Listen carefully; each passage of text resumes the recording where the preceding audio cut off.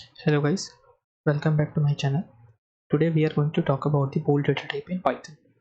Basically, in Python, if you want to store boolean type of values, so we are going to use the bool data type. We can use this data type to represent boolean values, that is true or false.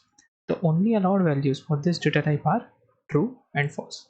Now, one thing which we must keep in mind is that the T of true and F of false are in capital letter, while instead of this, if you are coming from a Java background, then true and false are all in small letters. So there might be some kind of confusion while writing the program on the go. So this is quite thing that we should keep in mind, that T is of capital letter and F is of capital letter in true and false.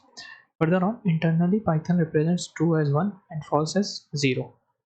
Okay, suppose we have declared a variable b and we have assigned a value true to it, and then if we print the type of b, we will get bool of type.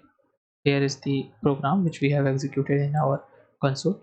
B is equal to true, print the type of b, output will be class bool. And in Python, as we know, everything is a object, so b is of type bool object.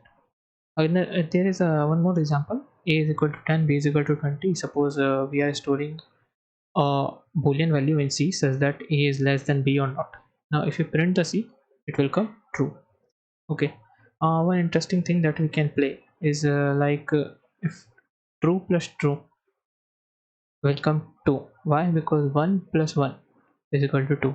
Internally Python interprets true as 1 and false as 0. So that's why 1 plus 1 is equal to 2. And similarly, true minus false. True minus false will be 1 minus 0. 1 minus 0 will be 1.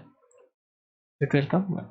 So that's it, guys. This is all about the bool data type in Python. See you in next video. Thank you.